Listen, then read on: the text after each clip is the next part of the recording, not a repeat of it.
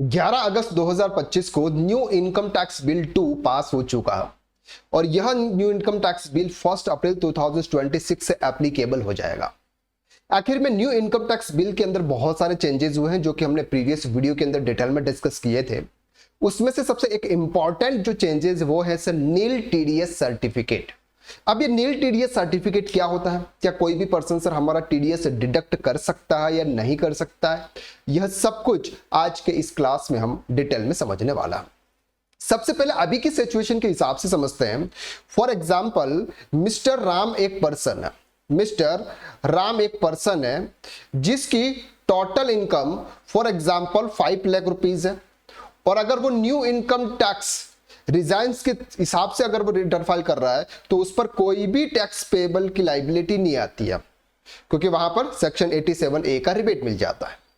अब सर इस पर्सन ने फॉर एग्जाम्पल कोई कॉन्ट्रैक्ट की सर्विस दी, किसी को उसने कॉन्ट्रैक्ट की सर्विस दी और उसका जो वैल्यू था, इनवॉइस वैल्यू, वो था सर 50,000 रुपीज।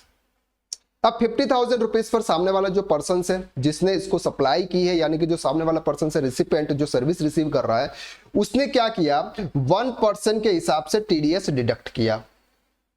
अब वो टीडीएस जो भी पर्सन है वो पर्सन टीडीएस का पेमेंट करेगा, फिर टीडीएस का रिटर्न फाइल करेगा और ये फॉर एग्जांपल 25-26 के लिए जब वो 27-28 में इनकम टैक्स का रिटर्न फाइल करेगा तब वो उसका रिफंड लेगा। यानी कि सर इतने टाइम तक उसका ये जो 1% यानी कि 500 रुपीज का जो अमाउंट है वो ब्लॉक हो जाता। अगर हम मान के चले सर अप्रैल 2025 में अगर डिडक्ट किया तो उसको टीडीएस का रिफंड कब मिलेगा सर, जुलाई 2026 में, यानी कि मान के चलिए सर 15 मंथ उसका ये जो अमाउंट है ये अमाउंट ब्लॉक हो जाता है और उसको टीडीएस रिफंड करने के लिए इनकम टैक्स रिटर्न फाइल करने की जरूरत पड़ती है।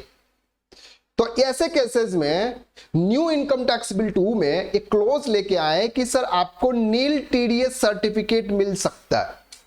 अब नील टीडीएस सर्टिफिकेट में क्या होगा सर, नील टीडीएस सर्टिफिकेट आप गवर्नमेंट की साइट से डाउनलोड कर सकते हैं, अप्लाई कर सकते हैं। वो कैसे होगा वो बाद में हम नेक्स्ट लेक्चर्स में जब आएगा तब हम बताएंगे। अब इसके थ्रू क्या होगा कि सर अगर आपकी इनकम एक लिमिट तक है जहां पर आपको कोई भी टैक्स पे करने की जरूरत नहीं है, कोई भी टैक्स पे करने की नीड नहीं है, ऐसे केसेस में आप नील टीडीएस सर्टिफिकेट के लिए अप्लाई कर सकते हैं।